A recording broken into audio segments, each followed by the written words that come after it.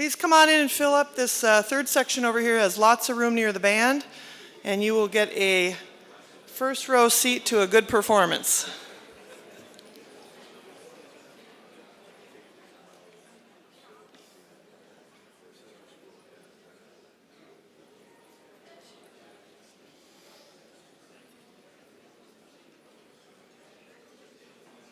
All right, we're going to get started then. Well, welcome to the closing session of the 52nd AAIE conference here in New York City. We hope that you have had an invigorating couple of days with colleagues and some inspiring learning going on in the different sessions and experiences that you've had at the UN and here at the Marriott Marquis. There's a couple people that I would like to thank before we introduce the band and get started with awards and all the other good solution session talks we have. First of all, I'd like to thank our coffee sponsors. We had Pacific Prime and Wilkes. Is anyone from Pacific Prime and Wilkes here? Thank you for the coffee.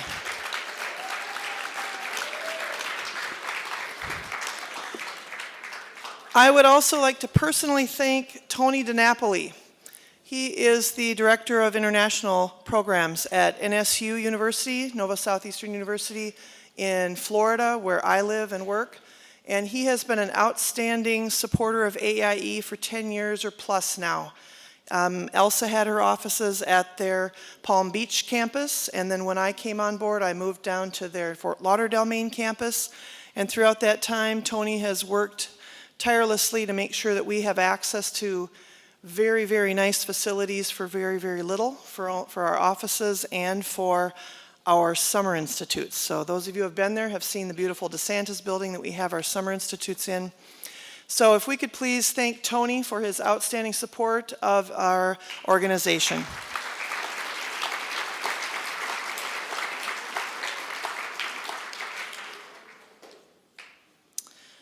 Next up, I would like to thank the Unis team.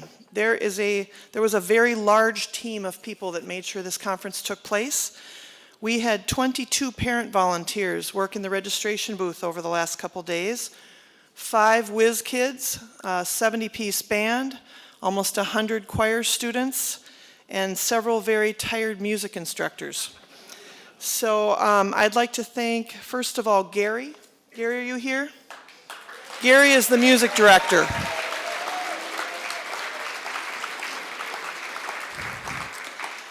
I'd also like to thank the director of the choir, the director of the band. We have Allegra Levy, who has been helping behind the scenes to make sure we had some AV that was much, much cheaper than it was available here. And she's also going to be playing, she's the lead singer in the band tonight that you'll be enjoying. So I'd like to thank her. Is Jeremy Burke here? Jeremy? I know he was here, he might have snuck out. He knew I was going to call him out. Jeremy, if you see Jeremy, let me know. Just do something, I'll do it later. Jeremy, could you come up here? I have never worked with a conference team coordinator who has worked as hard as this man to make sure, after some very interesting policy changes at the UN, that we were still able to have our general session. So would you please give Jeremy a hand for many weekends, nights, and other times?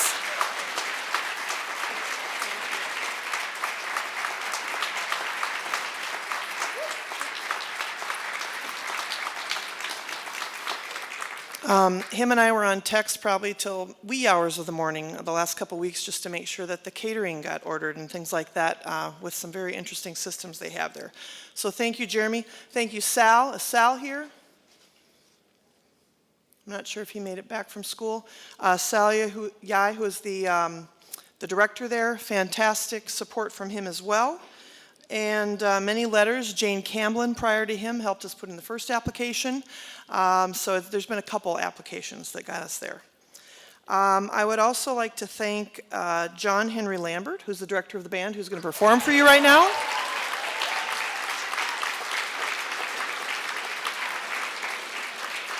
And last but not least, is Erin Reiling here, the parent coordinator from Eunice? Is Erin here? I wasn't sure if she made it. I don't know how she got that many parents here, I'll be honest with you. We had 10 on Saturday stuffing bags, and we had 22 that showed up over the last 2 days. So for Aaron and the parents, please let your parent and your parent group know at Unis they are currently in first place for any conference that I've ever run or seen. Thank you.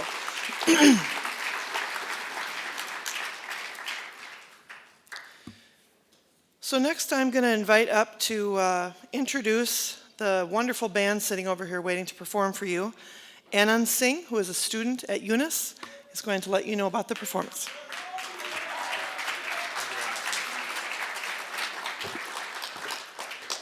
Good afternoon, everyone. My name is Anand Singh, and I am a member of the band's officer committee at Unis. I am pleased to introduce you to the Senior Wind Ensemble at the United Nations International School, directed by the one and only John Henry Lambert.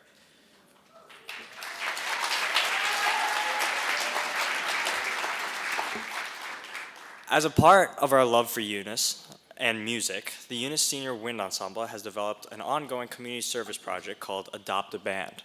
Through Adopt a Band, we annually provide support to young music groups around the world who need a boost by letting them know we care. Through our fundraising efforts, we have provided resources for teaching music, as well as instruments, books, and sheet music.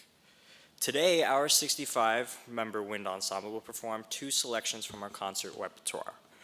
The first piece is a very demanding concert fanfare entitled Rise of the Firebird by Stephen Reinecke. The Firebird, or Phoenix, is presented here as a symbol of hope and triumph for the human spirit. Our second work is a powerful signature piece for the Eunice Senior Wind Ensemble, performed at Eunice graduations at the General Assembly, entitled The United Nations March by Carl L. King. Thank you for listening, and I'll leave it to Mr. Lambert, and we hope you enjoy our music this afternoon.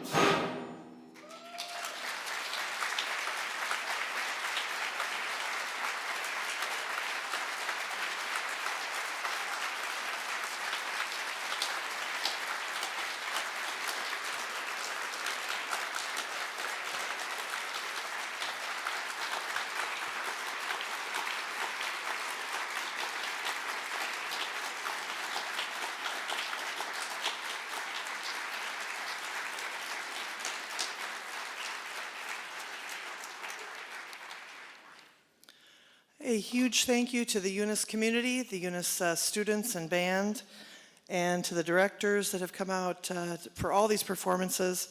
I know today they started loading equipment in at 12 o'clock for this performance. And if Mike Deleon is here, the truck driver from Unis, thank you as well. He was here visiting me on Saturday and Sunday, bringing stuff this weekend. So appreciate it. Thank you guys. Students, thank you very much. Thank you for everything.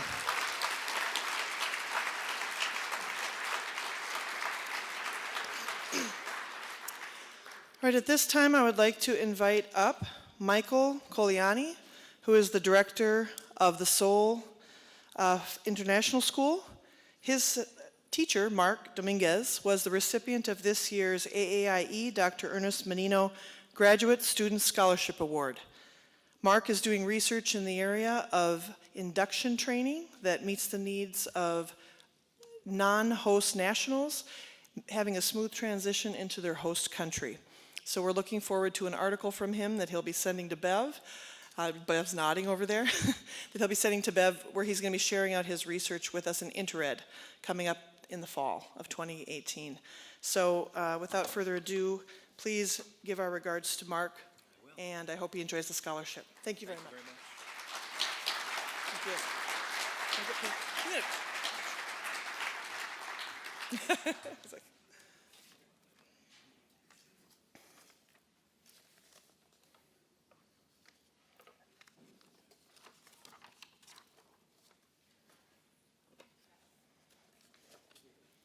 all right, thank you very much. Next up, I'd like to invite Deb Welsh up here, who is my partner in crime at AAIE.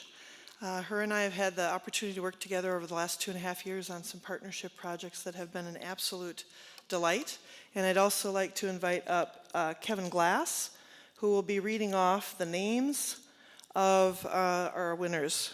Just prior to that, though, because I realized I forgot this slide, I would like to recognize any sponsors or exhibitors who are in the hall. If you're a sponsor of this conference or an exhibitor, could you please stand? Any sponsors or exhibitors?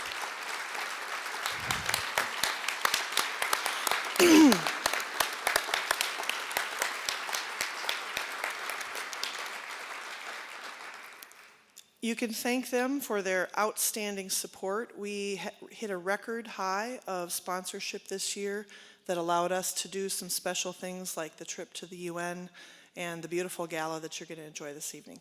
So if you see them after this evening, if you're enjoying it, please thank them again. But the sponsors and exhibitors are what make the rest of this possible, and they're also your key resource providers throughout the year.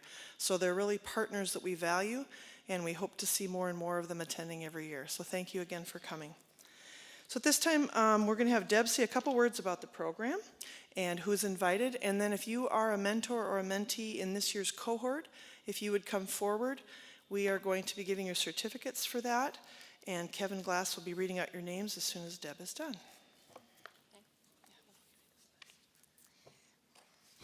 Leadership Legacy is a partnership program between the Academy for International School Heads, AAIE, and AAIE.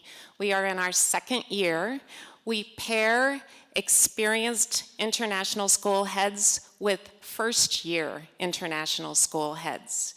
We have 26 people participating this year, 13 mentees and 13 mentors. The mentors donate their time, they volunteer their time. We know how challenging and significant the first year of an international headship can be. And these mentors serve to offer support, encouragement, hope, advice when needed, and draw upon the wisdom that they have from their years of experience. We have moved to a rolling entry model, so whenever someone has been named a head, whatever month it is, if they contact either Yolanda or myself, we will pair them with an experienced school head. We ask the mentee questions relative to areas of expertise that they would like the mentor to specialize in, and other questions relative to geographical proximity and so forth. These mentors volunteer their time. We want to give them a resounding note of appreciation, and the mentees we know are very well launched. So let's ask them to come forward. Any mentors and mentees who are here, if you could come forward. I know Chip's here. So I'm going to start reading our list of wonderful mentors. Thank you so much for being with our new heads. So Chip Barder, Dennis Larkin, Madeline Hyde, Matthew Parr, Jeff Paulson, Rose Puffer, John Roberts, Wayne Rutherford, Bev Sortland, Ellen Stern, John Todd, and Susan Williams. Please, can you put your hands together, ladies and gentlemen, and thank our mentors.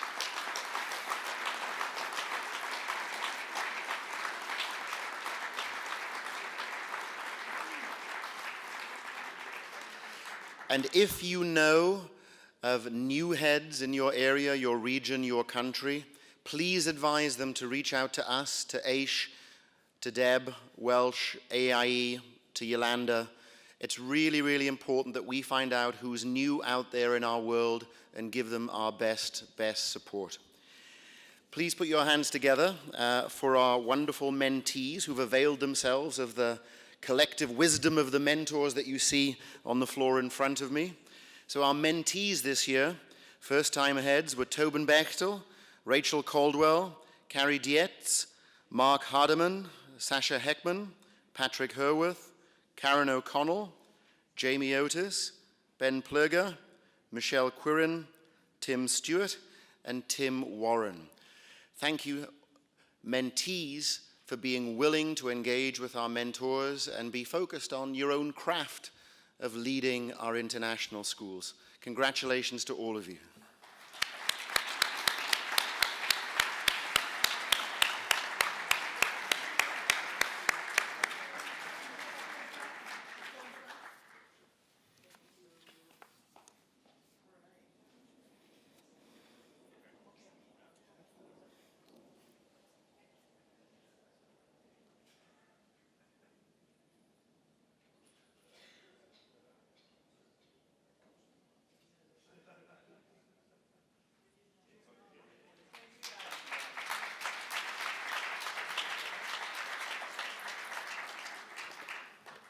And I want to thank Deb. She's been absolutely fantastic to work with.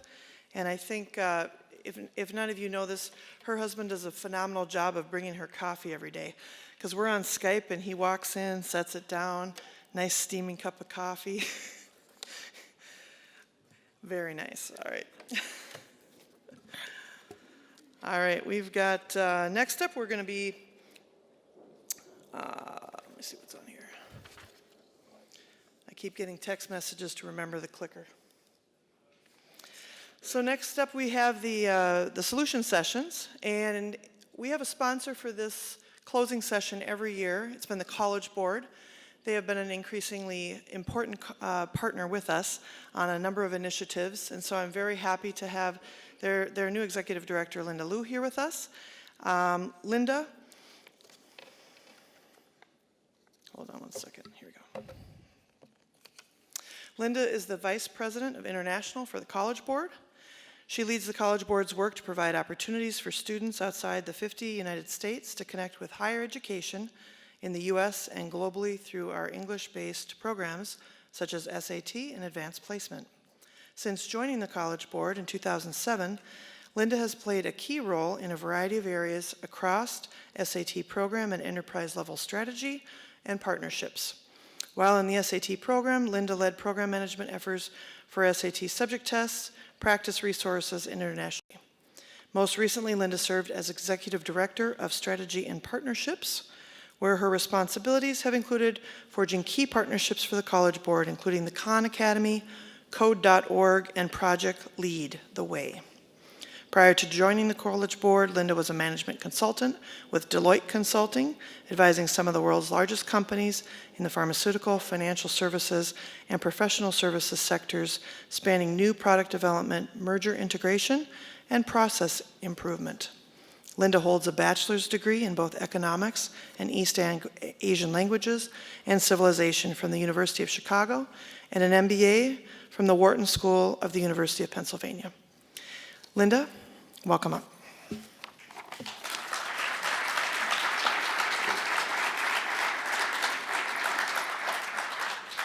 Thank you, Yolanda, and good evening, everyone. Thank you for having me tonight. I'm also joined in the room by a couple of other colleagues from the College Board, some of whom need no introduction, like Clay Hensley and Brian Hartman, whom I believe many of you in the room know. But we also have Carrie Quinn here with us as well, and Carrie is the new lead on our team who's responsible for supporting all of your schools. So thank you for being here with us today.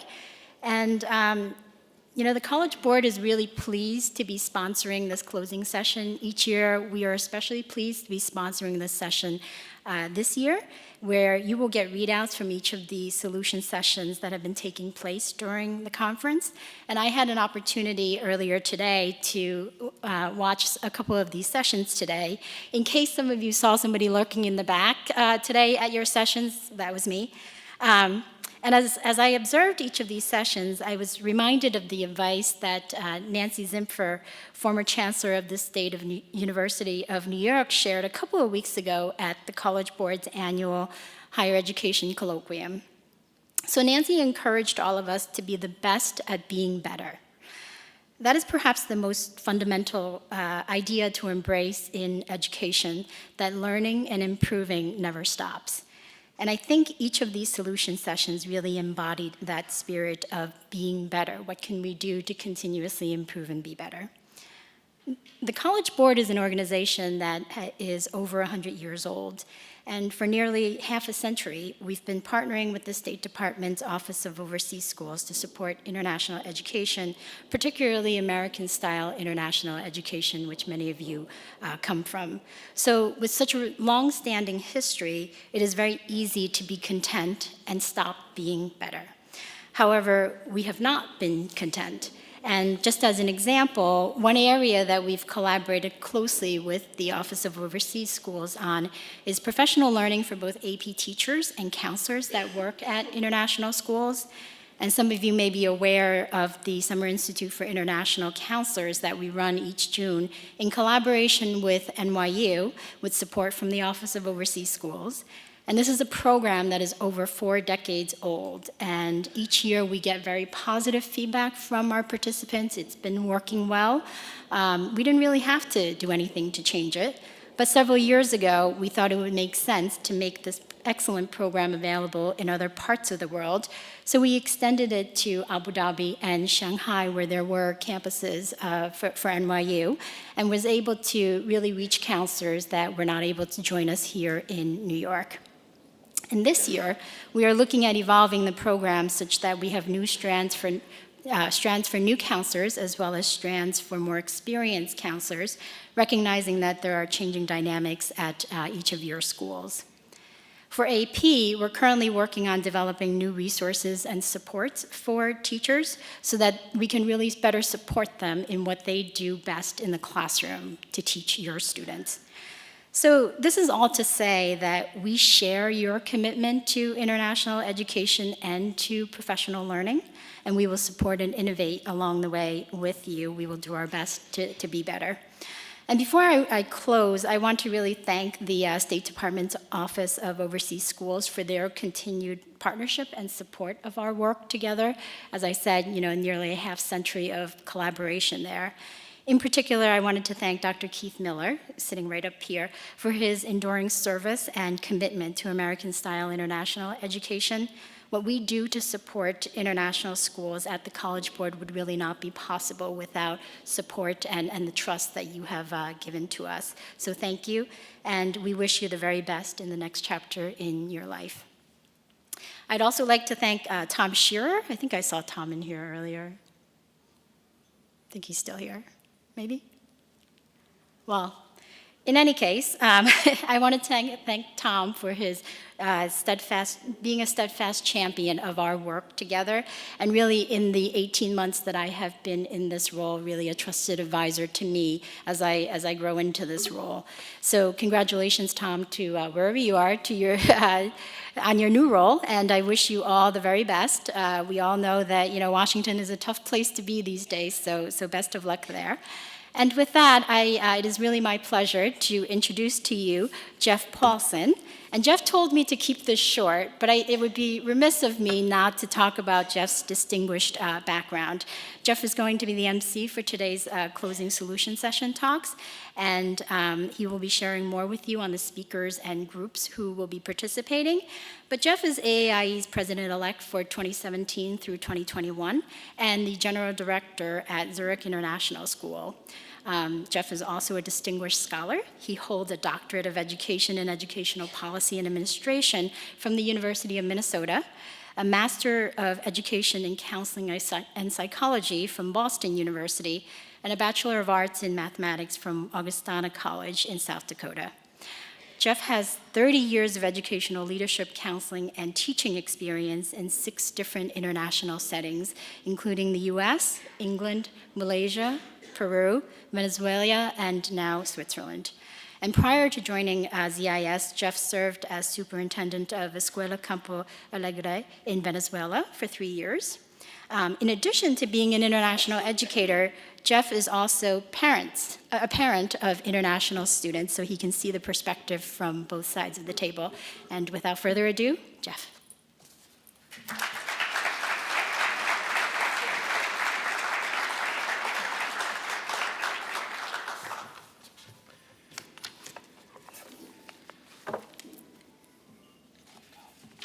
All right, well, thank you very much. It's really my pleasure to be introducing the solution session part of the program. A bit of background on this. We're taking a bit of a risk here. We're working with some really talented people pulling together a program of information that we just really put together over the last 2 days. I think our team has done a really good job doing it. But what we're trying to do is create focus. One of my favorite quotes by Einstein goes like this: keep it simple, not simpler. And that clarity around focus, I believe, does keep things simple. It provides directions for an organization. It provides relevancy to an organization. I think we all work in schools or organizations where we are asking ourselves the same questions each and every year.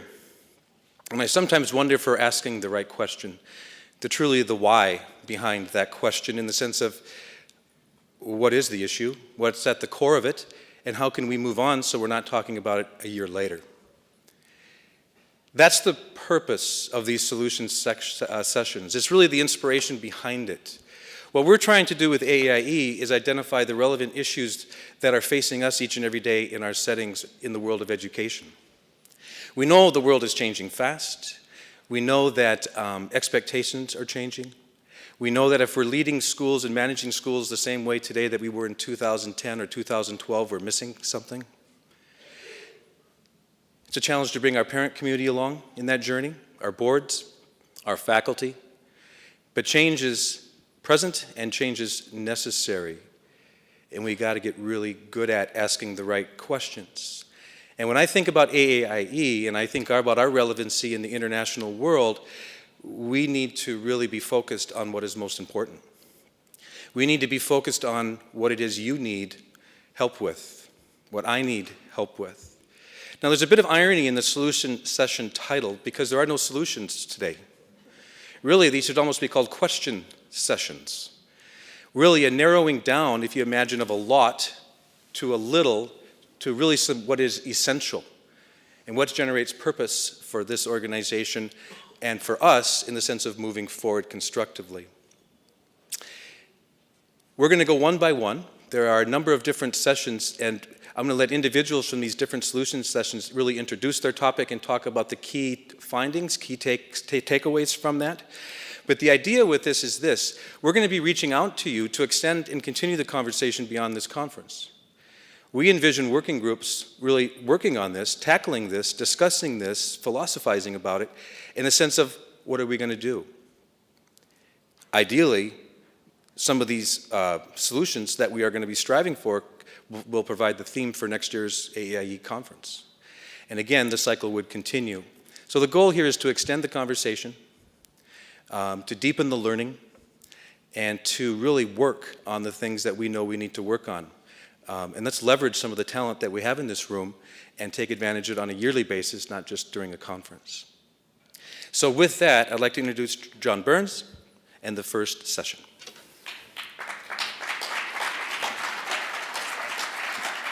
You can go to the next one. Oh, okay, cool. So our topic was in regards to sparking innovation in schools. And when we kicked off, we wanted to make sure it wasn't just about built environment, not just the physical spaces, but what do we need to do with our communities, and maybe what do we need to do with our practice as well, in terms of trying new things in schools.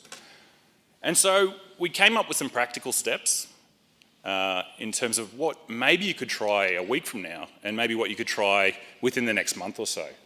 And hopefully these are all pretty practical for you to use.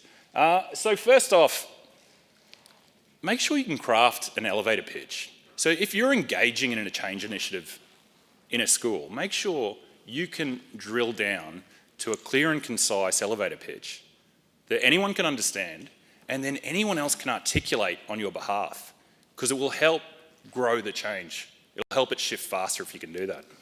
Our second one was more related to environment. And we said, can you implement simple classroom retrofits? And so things like put casters on couches and chairs so they can be rolled around. What about tennis balls on desk legs so they slide on the floor if you've got vinyl or a harder surface? And just simple things like, instead of having a whiteboard horizontal, put them vertical, seam to seam, and then you've got a huge wall that even little ones can engage with and write on as well. We talked about identifying exemplar practitioners. You know, Fullen's got a great quote. Effective leaders don't go from theory to practice, they do it the other way around. They look at what works in their organisation, and then they find the research to support it. So look around and figure out who are the stars in your school, who are the ones already engaging in contemporary pedagogies, and then showcase, celebrate and share that.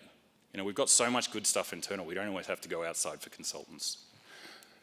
And then the last one in terms of one you could do next week is why not engage in some new modes of professional learning rather than teacher didactic or driven by admin. So, you know, ed camps and teach meets to leverage internal talent.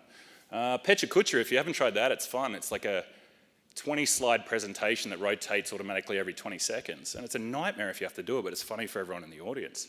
So it's a really easy way to, like, you know, promote and share PD, and it's a bit fun. Or run a hackathon. Have your staff and your students develop solutions for the school over the course of 12 hours, 24 hours, and then actually implement them. So they're the things we thought of in terms of things you could just try next week and are easy to do, but then we had some that might take a little bit longer.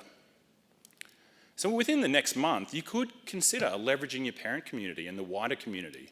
Why not have parents attending professional learning alongside teachers? You know, what would that do to boost the transparency in terms of what change is going on? Or why not leverage your community and your parents in terms of delivering professional learning? You'd have graphic designers, you'd have software developers, you'd have people experienced with project management, all sitting in your parent community that you could leverage to actually deliver alongside with your teachers. We talked about deprivatizing practice, and a really simple one, but it takes a little while to implement, is why not use a Twitter hashtag to showcase the best of what your school does? You know, more often than not, what happens in one grade 2 classroom is a secret to the teacher next door. So why don't you deprivatize that practice, encourage people to share. If you've got learning innovation coaches or edtech coaches, have them in documenting all the time. As admin, if you go into class, take a photo and share it. Take a quick video and share it on Twitter. There's some simple things you can do. When you get the time, codify the exemplars. Take the best of what you do. Turn it into a YouTube clip, turn it into an iBook, turn it into a blog or a Facebook page. And so then you can say, this is the practice we value, this is the pedagogy that we think is relevant in terms of learning innovation in our schools. And then do whatever New View Studio does, was our last piece of advice, because they're awesome, right? And that wasn't just about them, but, you know, check out Singapore American School and the Quest program, some of the cool stuff they're doing there, or go to the Futures Academy at ISB, Or check out, Shanghai American School and the Innovation Institute, because there's all these great examples of school-in-school models occurring all over the place. Or American School in Japan, they're doing some cool stuff with their senior program as well. We don't have to reinvent the wheel each time, And learning innovation, it's not scary. Innovation shouldn't be a scary thing, but it is good to remember that sometimes innovation can go too far, right? Thank you. And it's Sasha's turn.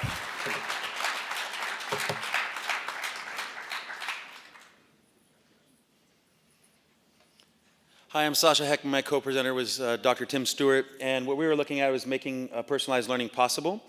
And our kind of question that we're looking at was how do we fight the zombie syndrome and stop wasting kids' time in school?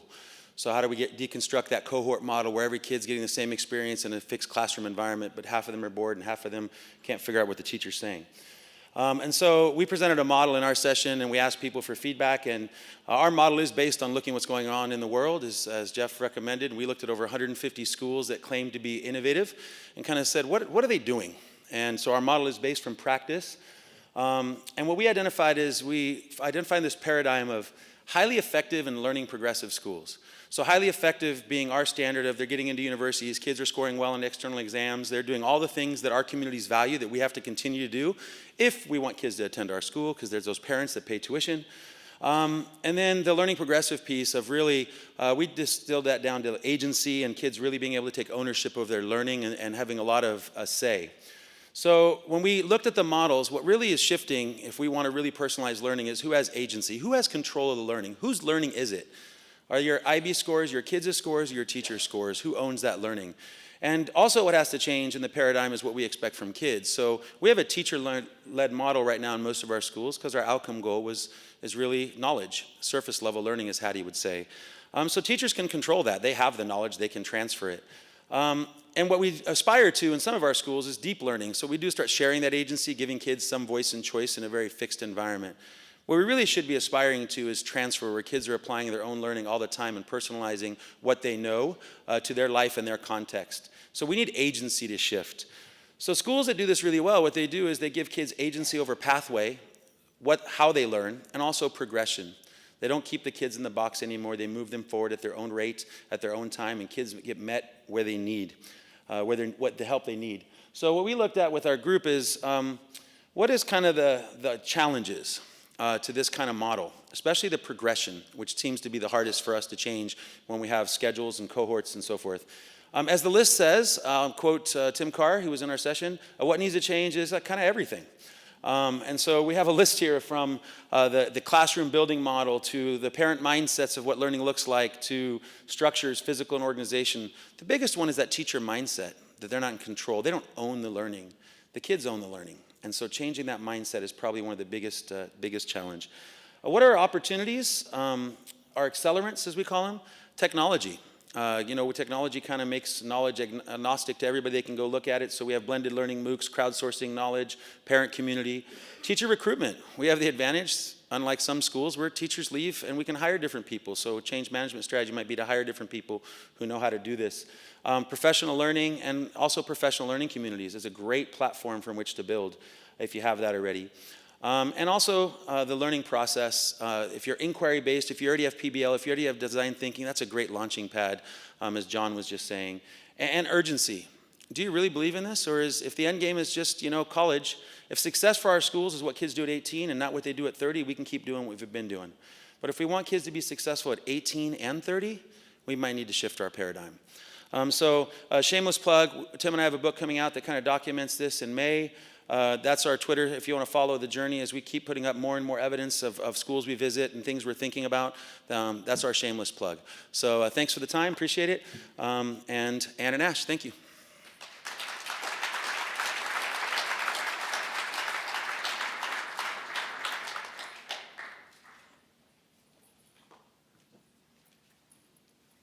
Okay, well, I'm Anne, and my background kind of comes in teacher retention. I just did my dissertation on international teacher retention, and I'm with the Cayman International School. Hi, everybody. My name is Ash Pugh, and I'm with Teach Away. And we had our wonderful session over the past couple of days about teacher engagement and the pursuit of happiness within it.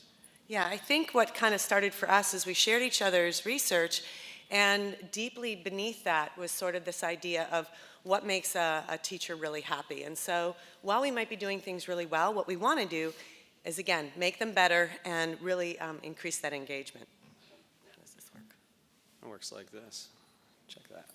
All right, so we looked at our research and we said, okay, fine, we've got commonalities behind my research at Teachway and behind Anne's dissertation research. How do we make this work for you to provide you with some value? So we said, okay, well, let's tackle this little old problem that we all have here, which is this glaring teacher shortage that the International School Consultancy keeps telling us about, and it's true. And there's many different reasons for it, and I'm happy to talk about the economics about it any time, but we want to pop through this. So it is there. How do we take on this challenge in a meaningful way? And so Anne and I, we love our research and we're attached to it, but we know we can get caught in that research bubble, so we stepped outside of that. And we looked further afield to the Boston Consulting Group, and in particular, the research of Rainer Strack.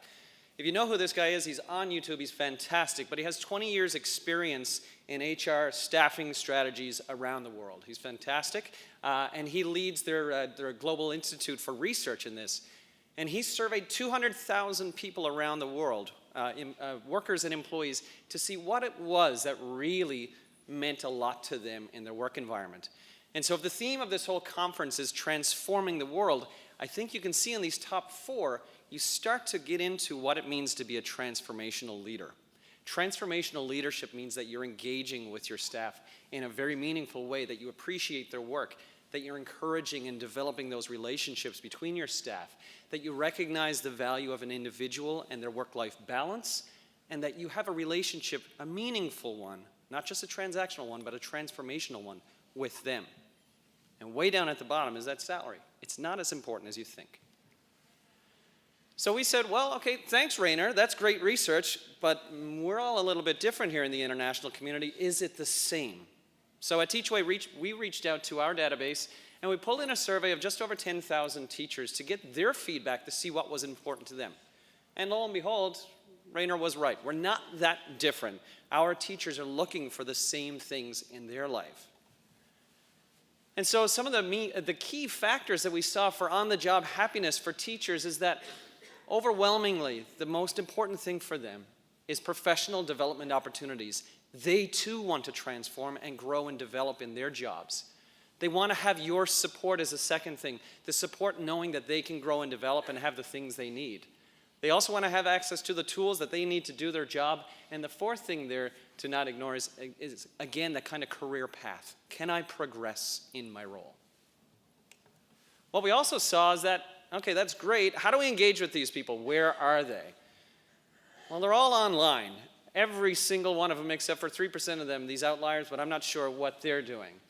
Your school websites are really important. Continue to develop them. They want to see that content, that rich content to tell the story about your school. And for them, personal referrals are always a big one. The fairs are important, but online is their first step to get there.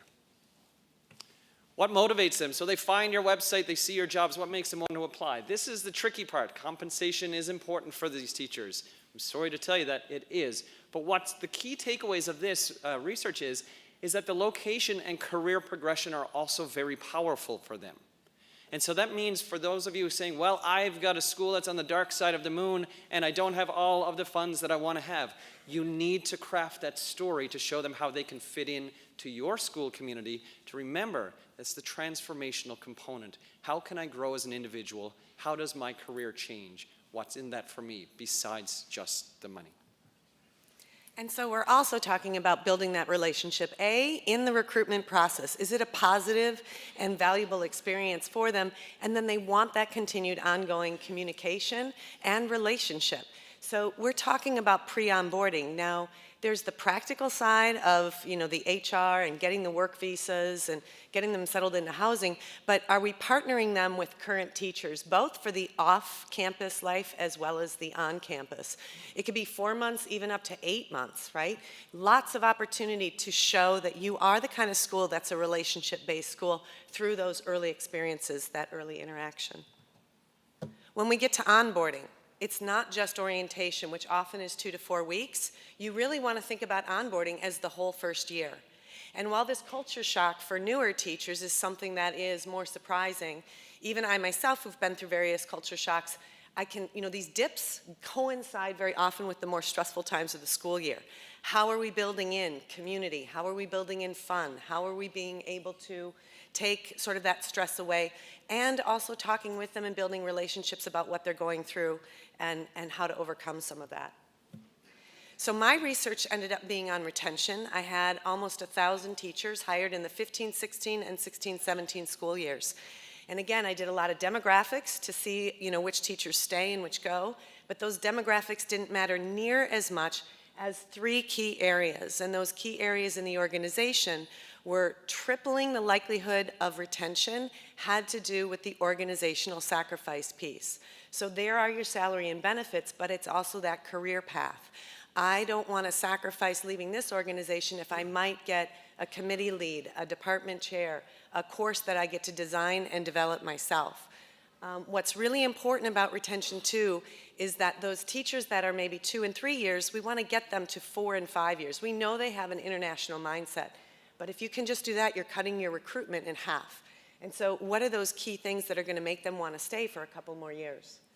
Doubling the likelihood is the organizational fit, and that's that good relationship with superior, but also that professional development.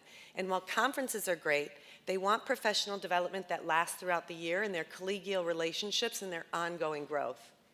Now, community fit, we can't do a lot about maybe pollution or weather or leisure activities, but we can be reaching out a lot more to developing community beyond the school walls.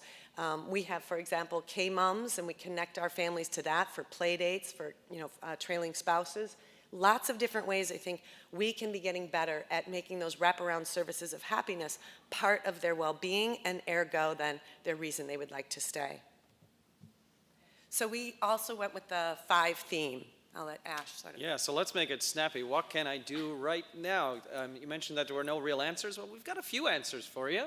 First big thing, takeaway is, and you can do it now for your recruitment, is tell your story. Don't just talk about the specific school, but what does it mean to be within your school community? Upgrade your job postings. I've read a lot of your job postings. They could be better, you guys. They could be better, but keep working on it. Before you book and plan out your entire next year of recruitment, let's think about it. What are your goals? What do you want to achieve over your recruitment year? Start that pre-onboarding right away. That's a continuous cyclic process. Onboarding, retention, recruitment, and wash, rinse, and repeat. Expand that community and connect with these new teachers. And you can do that well in advance by hosting perhaps bi-weekly webinars, talk about them and keep them engaged. And then, of course, Anne's favorite. I love voice and choice because I think teachers who are existing there can help build new programs for teachers. They can help build your web presence. John talked a little bit about that. Start getting creative and think out of the box in cafeteria plan styles for benefits. Some might want more days off, whereas others would take the bonus stipend. It may have to do with family, but think more creatively about that. And then for takeaway on your team, we really only have one big idea, which is actually developing a workforce strategy, an ongoing strategy. And that starts with identifying your goals and staffing. What is your threshold for retention? Sometimes there might be some turnover you'd actually like to have, but where are you at with that? Diversify your recruitment strategies. Don't expect teachers to come to you in the same old models and the same old ways. Have sustained integration. So it's not just an orientation program and then they're dropped, it's an integration program. You want to build career advancement and get creative. And again, I can have career advancement by designing a course, not just necessarily being department head. Finally, we want community connections out of school as well as inside of those. These are just some of the takeaways that we had from the research we did. And I think we're pitching now to Mike and Tara. Yeah, thank you.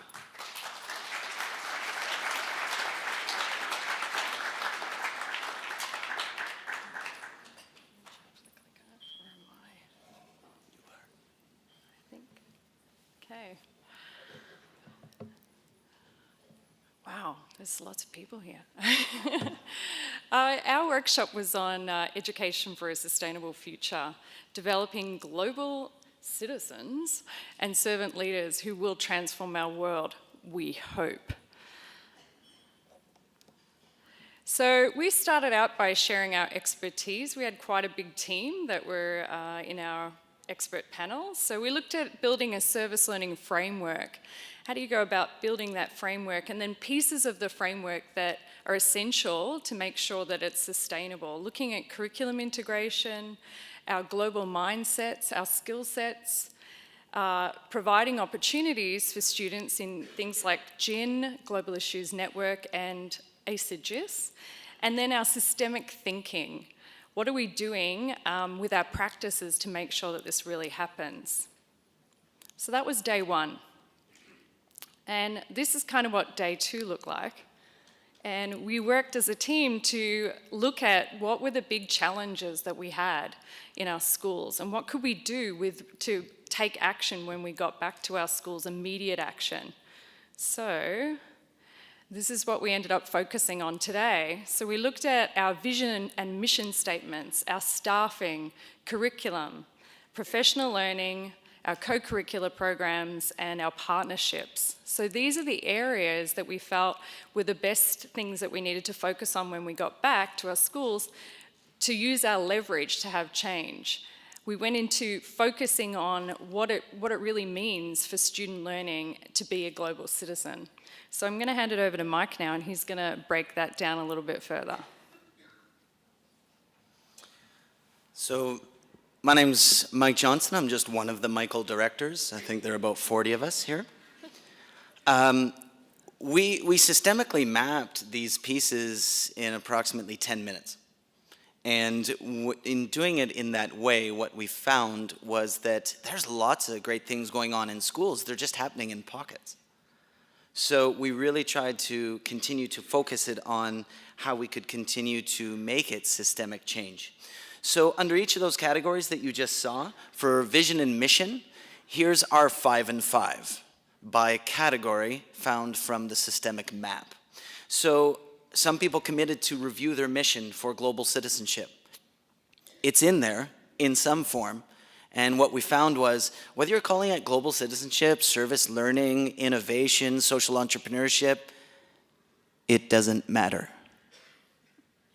Just do good things with kids to change the world. And so revisiting that mission is a really good positive step. Map our system to find opportunities for global citizenship. Be very precise, and people from our group committed to do so. Go back and look at all the pieces in their organization to systemically map it. One of the categories of staffing, examine your hiring practice to target global citizenship.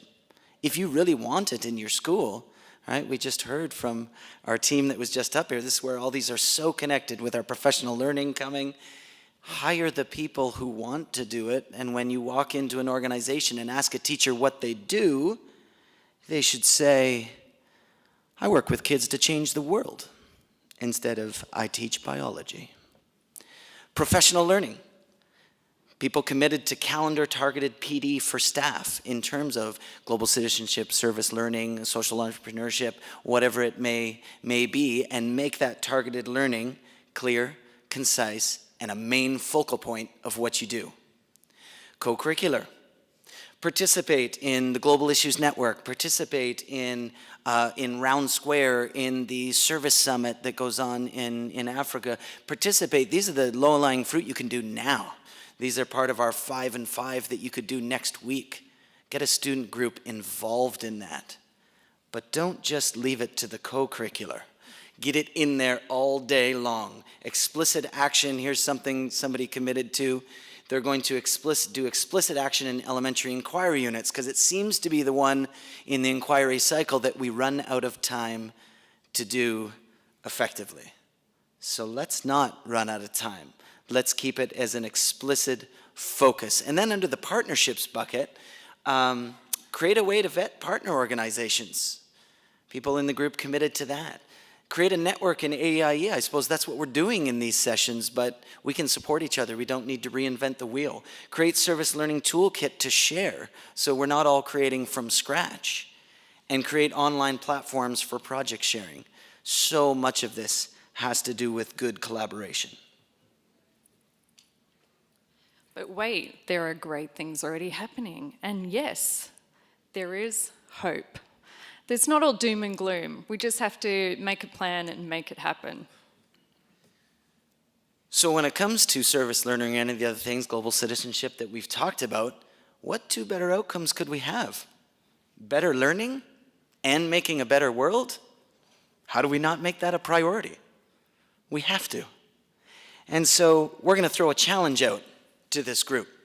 Because between the facilitators, and we only just met yesterday, the facilitators in our session, and between the facilitators, we train and work with hundreds of educators around the world on all of these things. You know what the number one thing is that they say to us? Oh, my organization doesn't focus on that. We don't have time to do that. It's not something that we explicitly live. So from us to you in this room, leaders, make brave decisions. And let's make space for better learning and a better world. Michael and Pearl.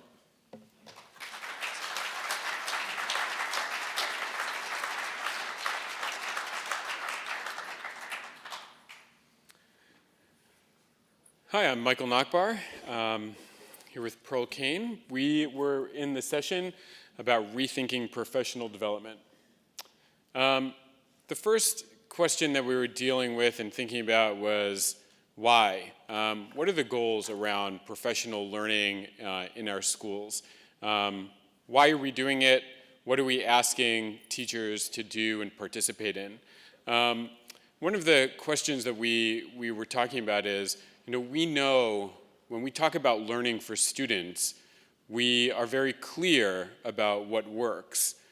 We know that learning for kids should be experiential, it should be coached, it should be meaningful and relevant, and yet when we design professional learning for adults, we don't do many of those things. We have them sit in workshops and we talk at them, and while a lecture is a great way to teach, it's a terrible way to learn. So one of the things that we were thinking about and talking about is that we need to design learning experiences for adults that replicate and mirror the kinds of learning experiences that we're designing for students. And we should have similar expectations. Related to that is that the experiences that we design for adults should be deliberate and intentional. When we talk about and look at learning for students in our schools, and we think about the kinds of graduates we want to produce as learning institutions, we start with that and then we work backwards, right? We want to graduate leaders who are confident, who are global thinkers, who care about the world. What does that look like? And how do we design experiences to get students to apply that so that they're demonstrating those competencies, those skills, those habits of mind and ways of knowing? And we should do the same for our faculty. When a faculty member joins our school community, what do we want them to look like when they leave our school? And we should design learning experiences for our teachers in the same way that we deliberately and intentionally design learning experiences for our students. And let's not even forget about us. We should be thinking about ourselves in the same way. And finally, and this relates to things other people have talked about, that we should be places of learning for students and adults equally. When you go to recruiting fairs to talk to people about when you join our community, you're joining a community of learners, and those expectations that we have for our students, we also have for you. And so again, right, related to that deliberate and intentional, when you join us and when you're with us, we'll expect you to grow and learn and apply new things, try new things, and develop. We're not hiring you because you're fully baked. We're hiring you because you're a lifelong learner. And that flexible mindset is what we're looking for, not your skills in biology, although those content skills are very important. Thank you. Thank you, Michael. My name is Pearl Kane, and I think you'll notice from our PowerPoint that we restricted our presentation to 15 words, so we're proud of that. A third area where we felt professional learning was important had to do with actually hiring.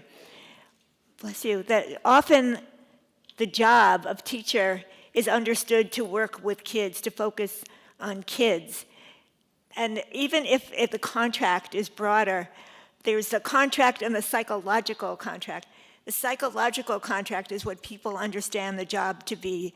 And it's very important to have that conversation that the job is, yes, teaching kids a subject or teaching kids of a certain grade, but it's also working with colleagues, being a teacher leader, and what that means in the school. Having that conversation at the onset of hiring is a very important part of shaping the way the person you're recruiting will behave, and including those criteria in teacher evaluation. How well does this teacher collaborate? How do they contribute leadership? Do they share articles or books that they've read? Do they volunteer to be on a committee? Do they develop themselves by attending a lecture or taking a course? So making that part of the teacher evaluation is important. So enlarging the teaching job and making that clear from the onset. Second,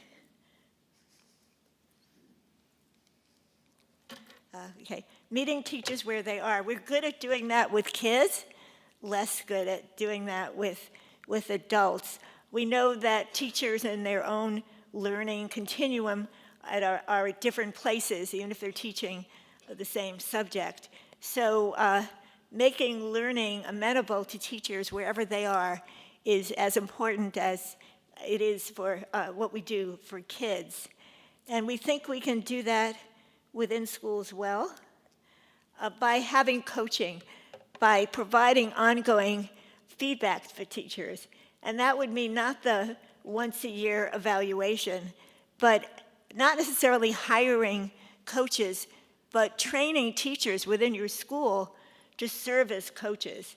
It will actually help them grow as well and not add to your bottom line. It will, I think the point that educators, that leaders want, and certainly teachers coming to the field are attracted to it because they like learning. So keep feeding that learning, training teachers to help their colleagues with coaching in an ongoing way is one way that we can continue professional learning. So that is our 15-word presentation, and we ask you to make it happen. Thank you.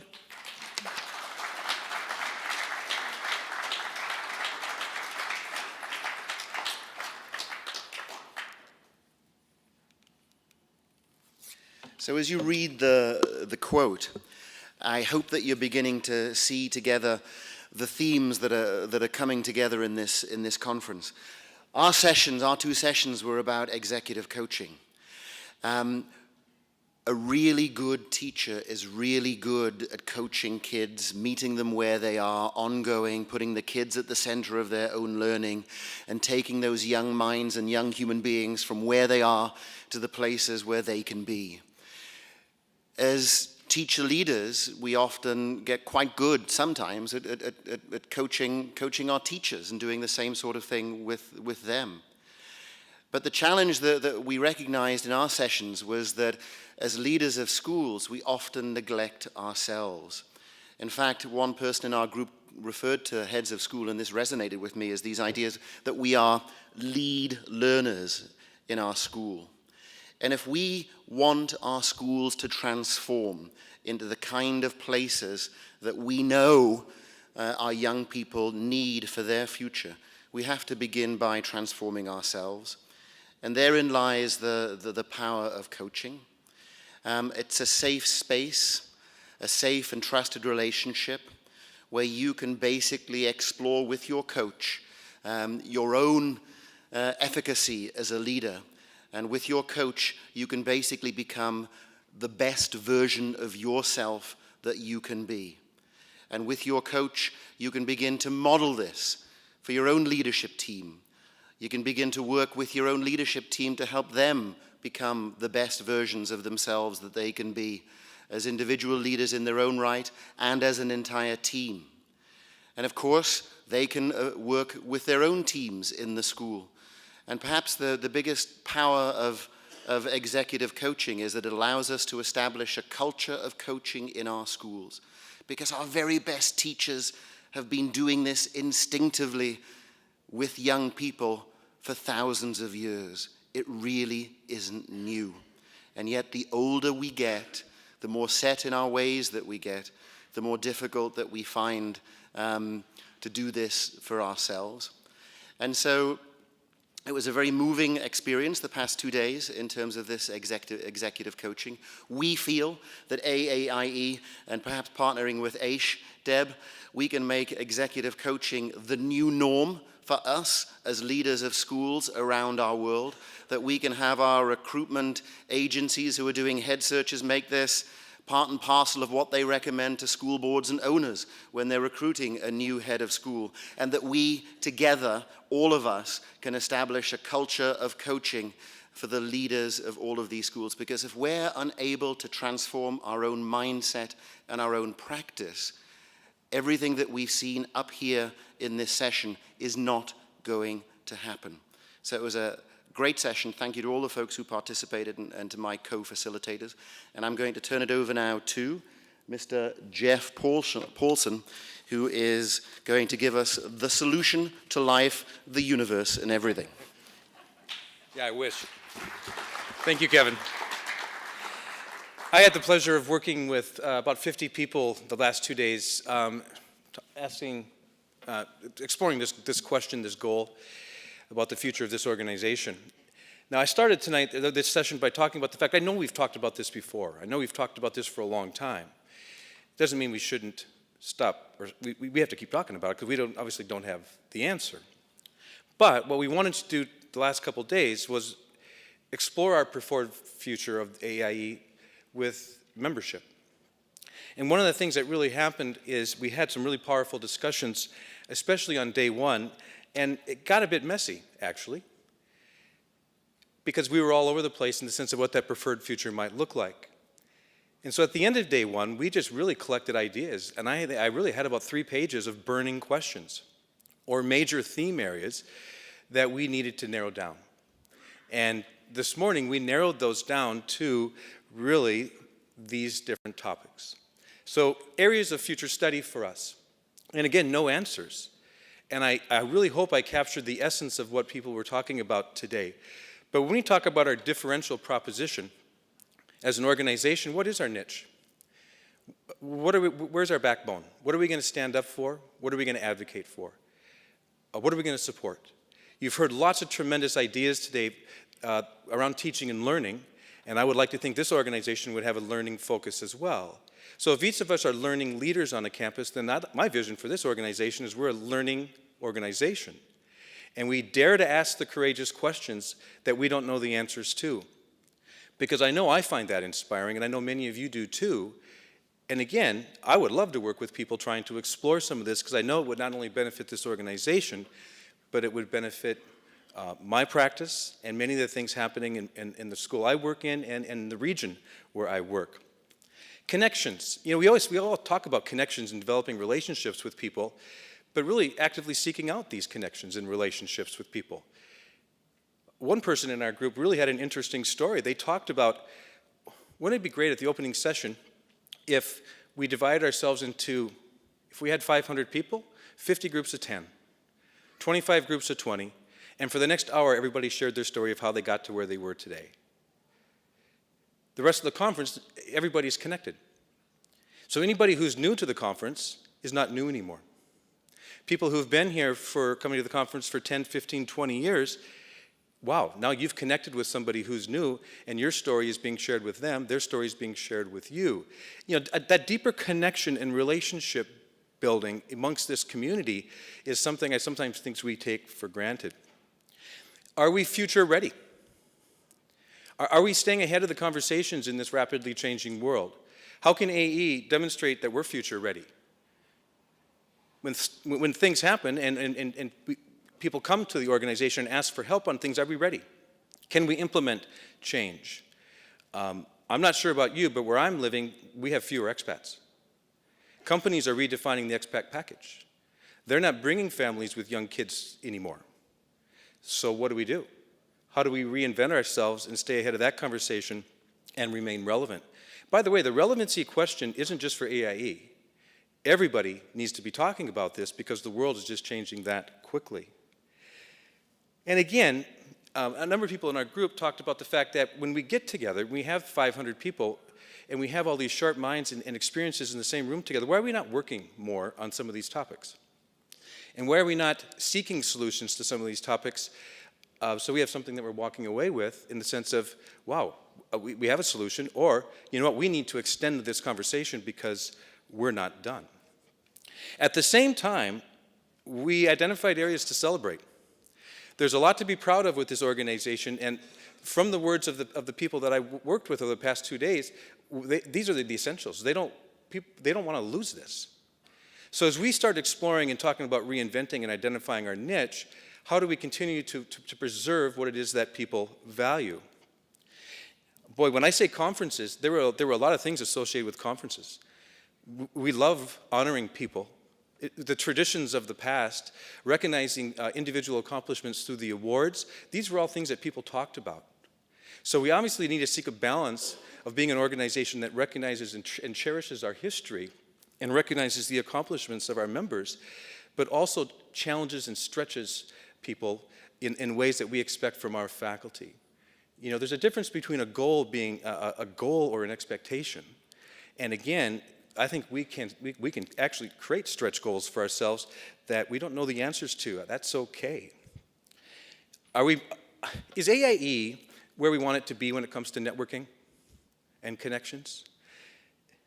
We're a community of global learners, no question, but are we taking advantage of that in ways that truly impact our schools and our relationships to other schools and our collaborations?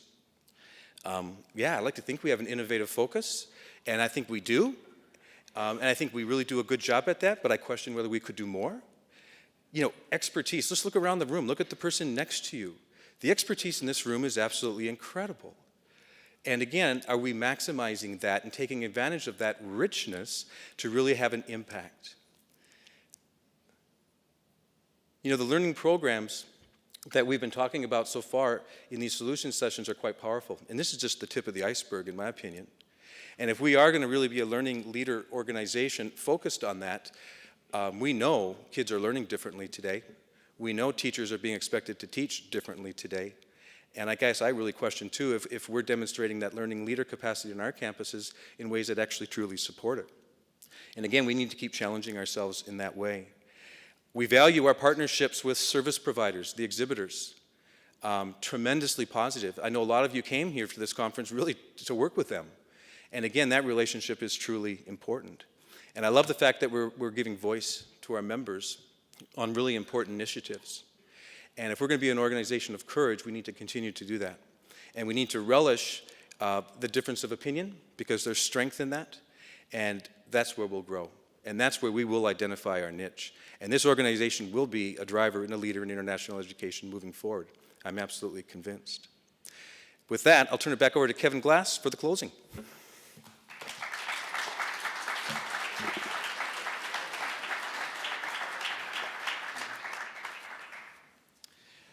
We're not going to close quite yet. We have some of our outstanding members to recognize. Yolanda's going to come up here to help. And to Jeff's point, sharing our stories and valuing our stories. I was at the ASA luncheon today, where once again sharing stories from across Africa was fantastic. And we're recognizing and honoring our Hall of Fame recipients here this morning. Yolanda, do you have the... Thank you.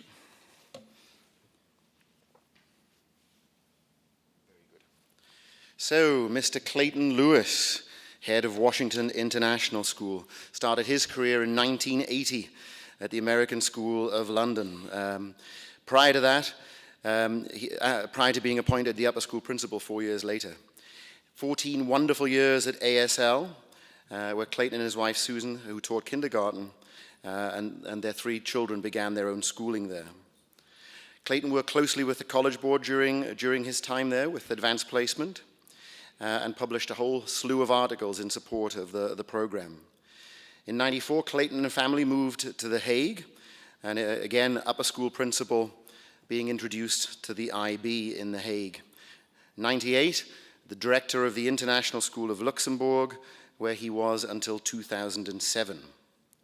At ISL, Clayton was involved in a big building program overseeing the growth of all of the facilities.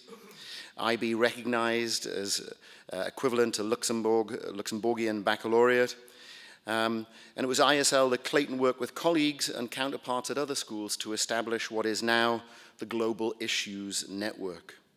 And these student conferences are all about student voice and learning for action and impact. 2007, he headed to Washington, where he is today, to the Washington International School, where he worked with colleagues to build a dynamic network of local, public, independent, charter, parochial schools around the whole concept of Project Zero out of Harvard's Graduate School of Education. He served on the board here at AAIE and ECIS, the AISGW board of independent schools in Washington, D.C. He's presented at 33 professional conferences between 2004 and 14, and published several articles on global education. Clayton is going to graduate from the Washington International School in July of 2018, and he's going to re-engage with his intellectual life. It seems like he's been engaging with his intellectual life his entire career when you read his bio, so what re-engagement means, I have no idea. But please, please join me in honoring and recognizing Clayton Lewis and inducting Clayton into our AAIE Hall of Fame.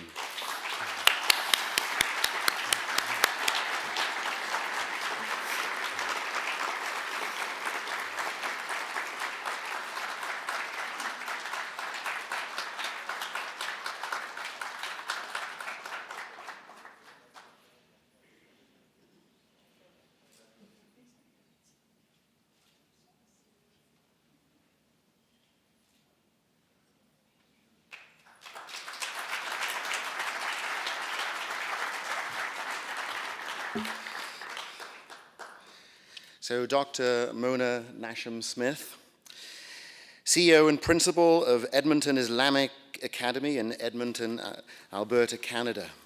So Mona became involved in international education in 1993, where she was recruited from the Edmonton Public School District to serve as an administrator in the Bavarian International School in Germany. 1996 moved on to the American British Academy in Muscat, Oman. In 98, she became the superintendent of that school, and she retired from Muscat, from the school there in 2014. 21 years in international education leadership, and she has many, many achievements, and I'll share some of them with you now. Helped the Middle Eastern school to become the first IB World School with all 3 IB programs. Created Student Leadership Symposium in the Middle East immediately after 9/11 to bring student leaders from around the world together to solve these real-life problems and issues. 2013, joined forces with other leading international school directors to create the initiative for the Global Women's Leadership Symposium, which took place in Amsterdam the first time in November 2013.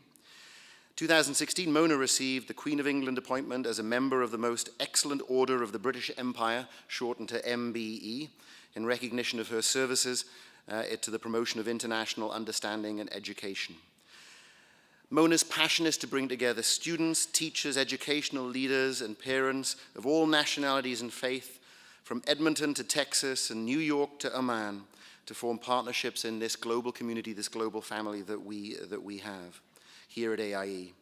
Hosted many an international symposium for educational leaders and student leaders, engaged in community projects in Bangladesh, Canada, Haiti, Oman, Palestine, Sudan, Syria, Tanzania, and several other countries around the world. She graduated in 2014 from Muscat to go back to Canada, and with the horrible spread of Islamophobia throughout the Western world, Mona, in response to a call for help from the chairman of the Edmonton Islamic Academy, returned to leading a school community with her work at EIA. And again, another way of giving back to the international community. As a Muslim woman and a leader in international education, Mona believes that students deserve to be provided with a contemporary Islamic curriculum that helps each and every student become an ambassador of peace and contribute to the betterment of all humanity. So please join me in welcoming Mona Nasham-Smith into the Hall of Fame.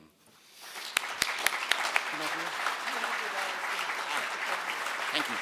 And Linda, if you wouldn't mind coming down, Linda Duval. Mona couldn't be with us today, so Linda Duval, one of her close friends of many years, is going to accept this award on behalf of Mona. Thank you, Linda.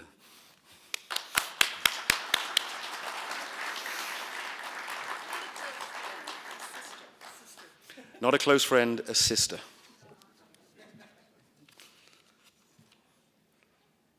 Thank you, Linda.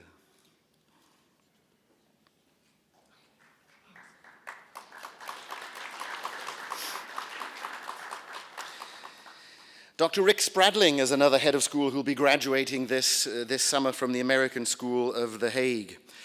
Began career as a grade 5 teacher at the International School of Lusaka in Zambia in 1979, and along with his wife Kathy, who also taught ISL High School English.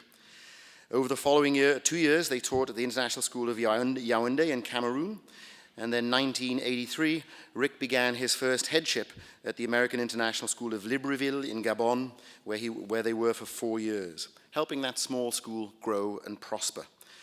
It was during Rick's first head of school experience that he attended his first AAIE conference here with us.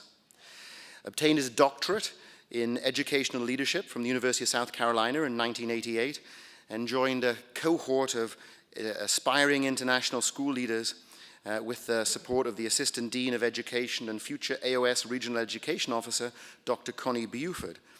Rick remained at Carolina as a visiting professor for 2 years before heading out once again into headship for the American Cooperative School of Tunis.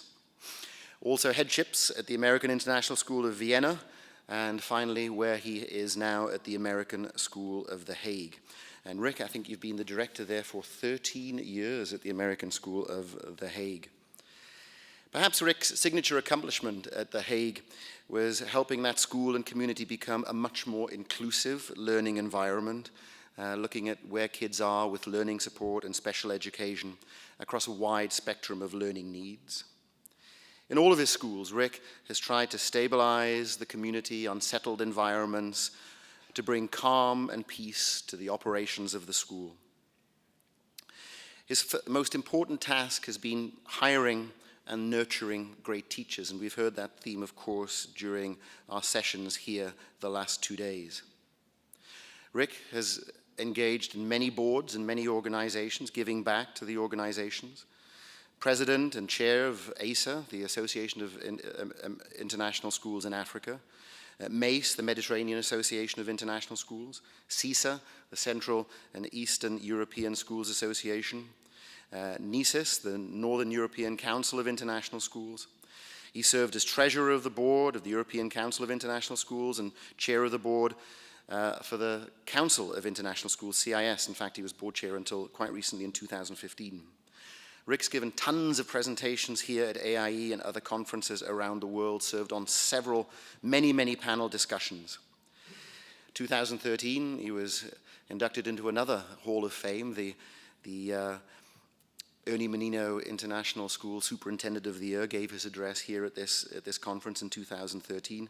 And Rick is a prolific writer, has published articles in Intered, TIE, Educational Leader, Education Digest, and so on. Rick and his wife will be based in Los Angeles after graduating from The Hague to be closer to their grandchildren.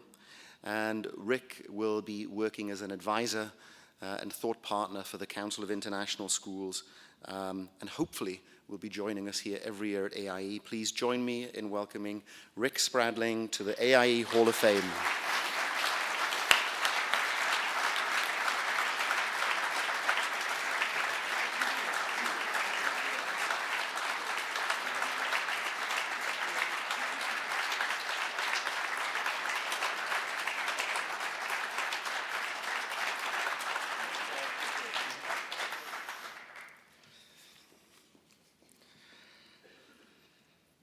We have Dr. Ellen Stern to speak about, who recently retired as head of school from the American Embassy School in Delhi.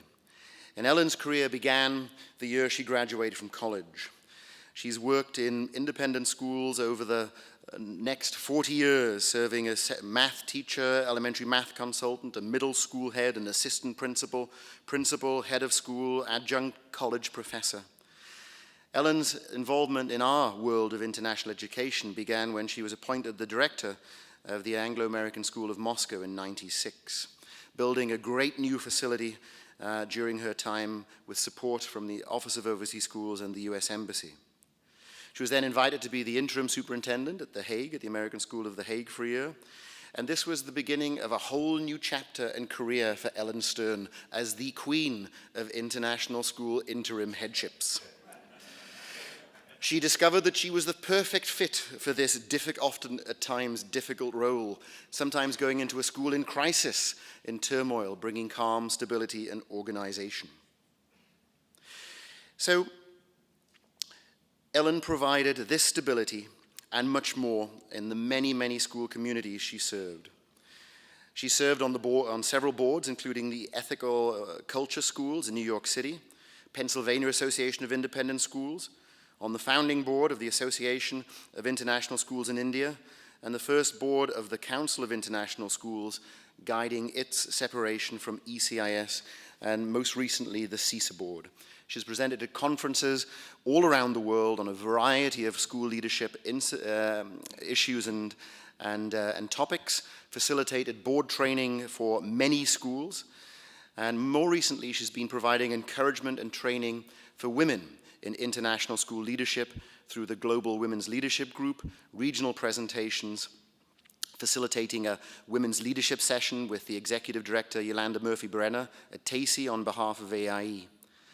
Ellen looks forward to continuing to support international school leaders as they take on their first director's position and move to a new school, and continue to work with boards in their challenging and important leadership role with our schools and communities. Please join me in honoring and welcoming Dr. Ellen Stern into the AAIE Hall of Fame.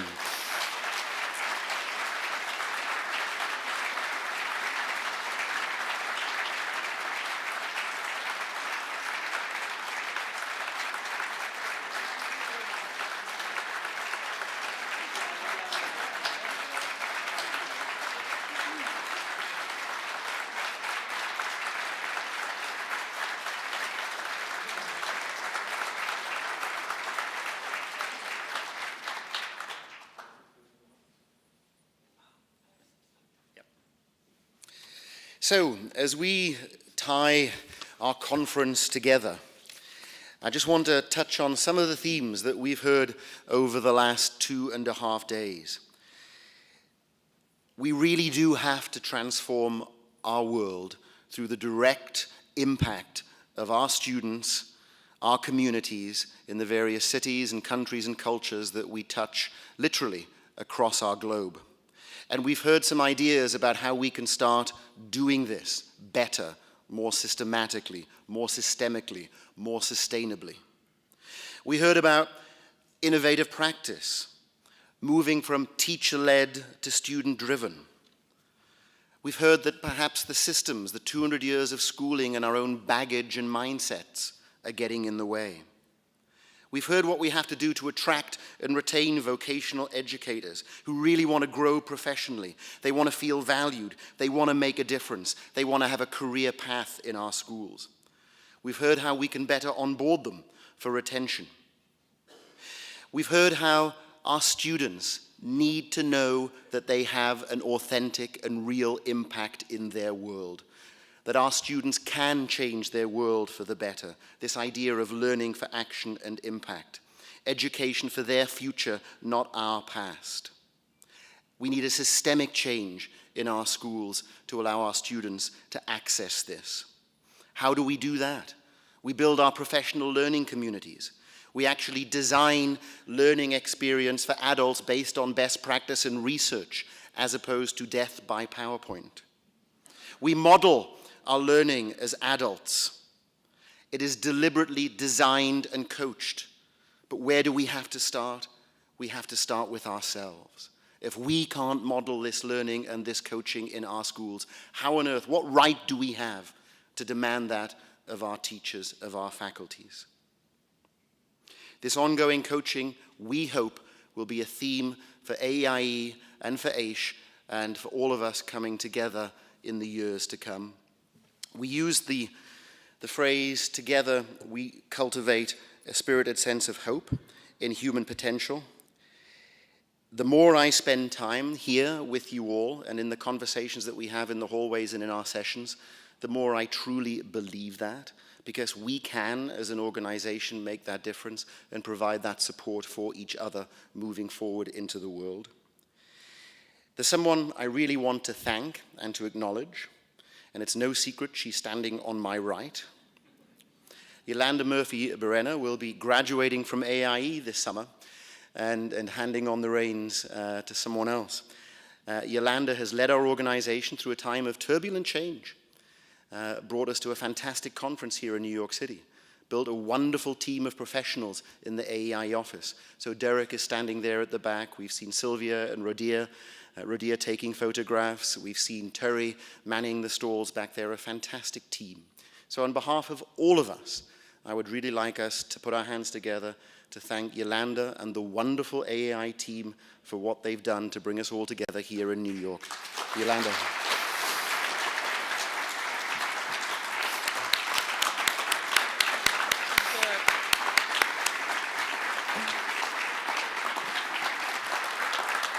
Derek and Rodia, Sylvie, and Jenny, and Terry, please come on up front.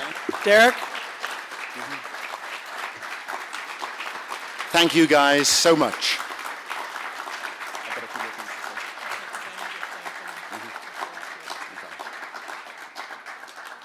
Thank you. You can buy them all a drink later on this evening at the gala.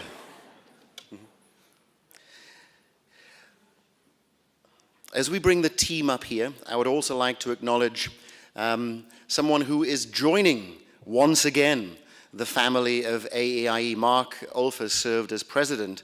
My role, sort of in this association, has got a deep affection and heart for the work. And so what I'd like to do, please, is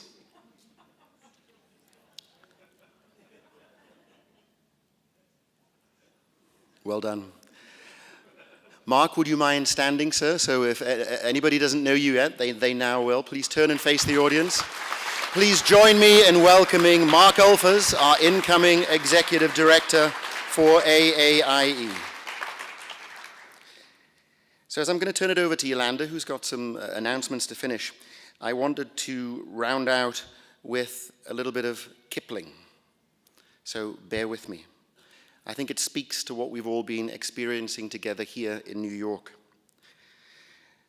There's no sense in going further. It's the edge of cultivation, so they said, and I believed it.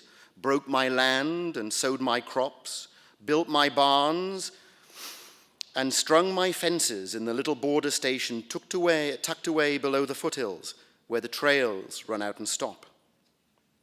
Till a voice, as bad as conscience, rang the interminable changes one everlasting whisper day and night repeated. So, something hidden, go and find it. Go and look beyond the ranges, something lost behind the ranges, lost and waiting for you over yonder, go you there. And so I invite all of us here at AIE, let's all go you there and transform our world for our young people. Thank you so much.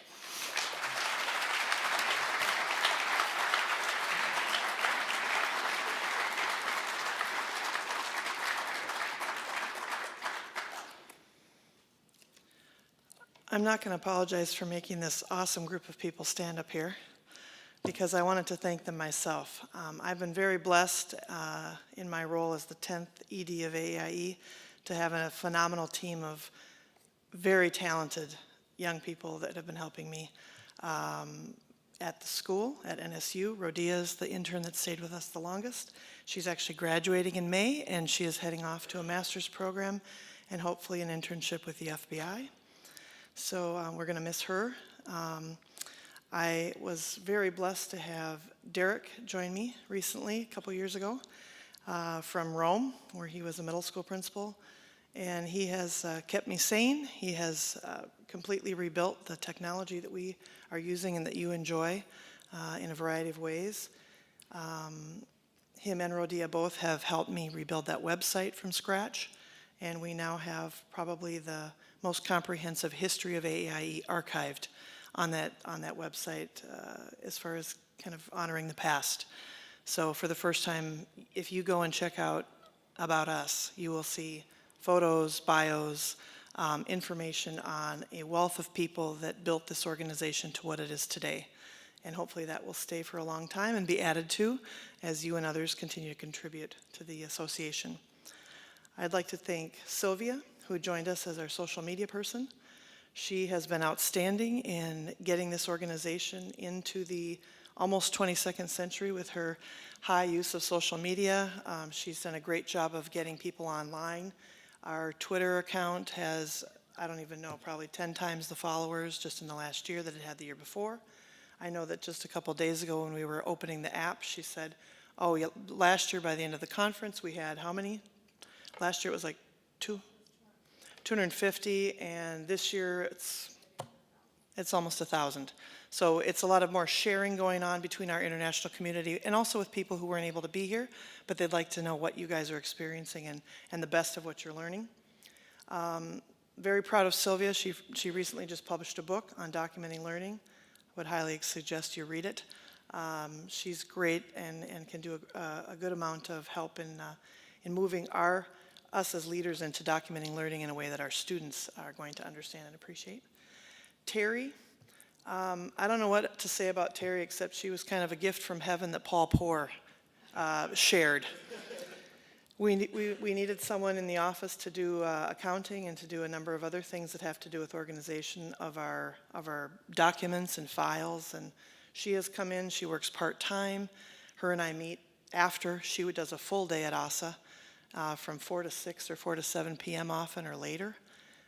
She mails a lot of stuff out. She's always kind on the phone. She is the first port of call for anyone with an overseas credit card that doesn't work, and understands how to make all that work. She has been phenomenal to work with.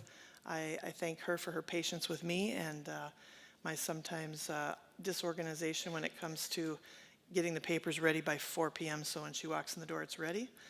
But a pleasure to work with. And our most recent person that's joined the team as a volunteer, yes, she's been here all week working as a volunteer, is Jenny Chiang.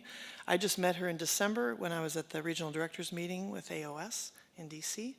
She has a ton of experience in advancement and admissions, and we put together a very nice summer conference for people that are looking to have their leaders in those areas of advancement, admission, communications, and together for this summer at the Maca Institute. And she said, why don't I come in and just meet some people? And I said, we are always willing to take free help here. So she's been here all week working hard. I thank Jenny, and I'm sure you'll see lots more of her in the coming years within AAIE. And the last individual that I would like to thank is my home team, and that is the hubby, Igor. Can you come up here, hon? He has been running all over this place, doing technology, doing tech support, putting up with being alone. We don't have children, and he's often alone in Miami. We don't have pets. It's just him and his tennis buddies, so don't feel too sorry for him when I'm on the road for AIE. But he's been a phenomenal support. Despite being CEO of his own tech German company, he found time this week to answer emails early and late and be here to help Derek run around and set up rooms. So I really appreciate it. He is definitely my rock, and we are looking forward to moving to Spain in July, where I'll be finishing my doctorate, and he will be working on several companies that he's opened. So there'll be more on that chapter later when I come visit you in San Francisco.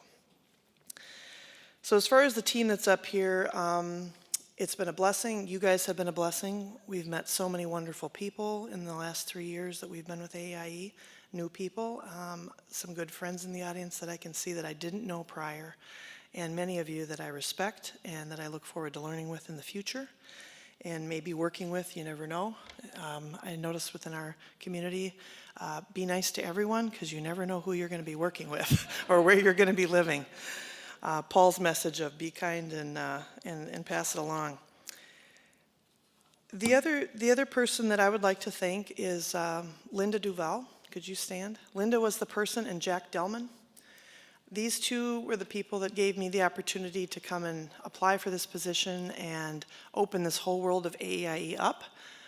When I was called to apply, I said, what? What organization? I had never heard of AAIE. So I was doing a lot of Googling and research and said, this sounds like a pretty cool place. So I was very appreciative of the opportunity to learn from you and become part of this organization and go on the roller coaster ride of the last 2.5 to 3 years. But it's been fun and a lot of downhill slides that were fun on the way. So I appreciate that, Linda, and I appreciate that, Jack, for the opportunity. I'd like to thank Kevin. Kevin has worked with me over the last couple of years as the board chair, and I've learned a lot from Kevin. Shakespeare mostly, but he's been interesting to work with, and Atlanta was a great experience setting that up in a couple of months with him. The one person that I'd like to thank as a mentor is Paul Poor. Paul, if you could stand. Paul has put a lot of time in. I have to tell you that unless you run an association, there's a small group of us, it is a very strange job compared to running a school. And Paul was someone that took the time to explain some things and help with strategies and connect me with people and provide a lot of things, including calendars that run through 2030, et cetera, that you need when you're in this sort of position. And I thank him for the lunches, for the times, for the odd time weekend and holiday text messages back and forth from various parts of the world. You were a rock throughout this, and I appreciate it. Thank you. So at this time, I would like to just wish my successor, I'm thinking predecessor, my successor, Mark, which is kind of a full circle. My first AAIE conference, I thanked Mark for being the person that hired me to go overseas from the Iowa Fair. I had never even thought of going overseas, and I met Mark and had several job offers and decided I'd like to work with someone that I could learn a lot from. So it's kind of fortuitous that it's come back, and I'm handing this job over now to Mark. So we've both given each other some opportunities, and I hope that I have left this association in a very good position. We have moved forward in some key areas of being more inclusive and more international, being out there within the global setting. I thank the regional directors for inviting me to many conferences and opening doors and making this one of the most interesting experiences as far as networking that I think anyone could have in their life. I see the construction workers would like us to go.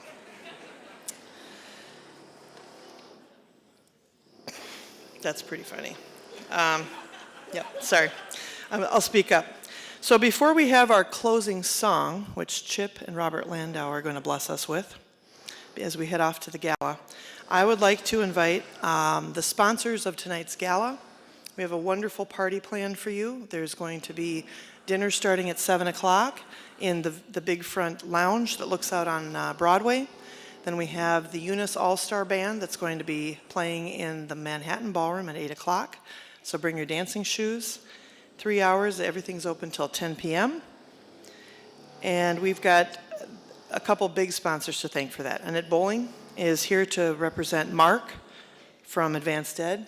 You can go sit down. Sit down. I don't want to make you stand the whole time, guys. Thanks. We can thank, please thank them. They've been amazing.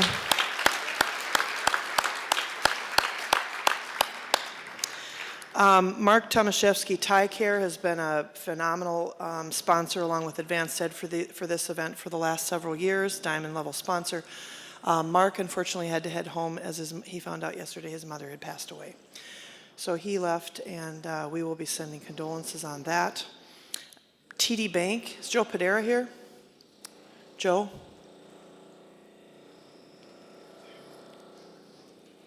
Joe, can you come on up here?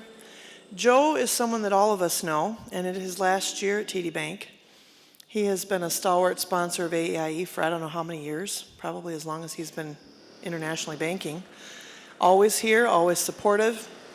I wanted to thank him in person in front of you because it's his last year, and he once again came through with a generous sponsorship for this event and for our organization to enjoy a celebration at the end. So, Joe, how many years has it been now that you've been working with international schools and organizations?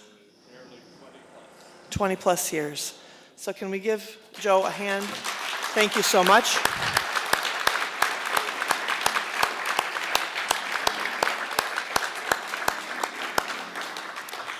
And his daughter will be joining us. She was here, met everyone, but Christine Padera will be taking on the legacy and continuing to support our associations overseas, so we thank her for being here as well.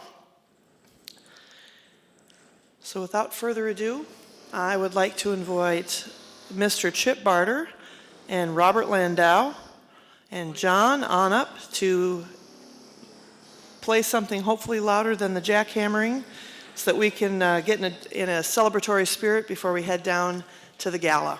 Thank you so much.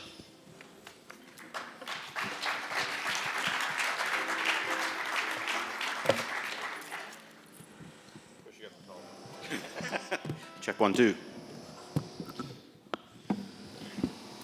We thought it would be fitting to end with a song. Music has seemed to be a wonderful part of the conference. Our Unis students were amazing at the General Assembly, and of course the band this afternoon. And plus, I mean, just to show you how much detail Yolanda does, she had the Unis students performing, and now she has another Unis Hanoi head of school doing the last song. So in the detail, and the first song they did was about the Phoenix, and that happens to be our mascot. So Yolanda, your attention to detail is amazing. The second part is, I promised to do this for Keith. So Keith, this one is for you.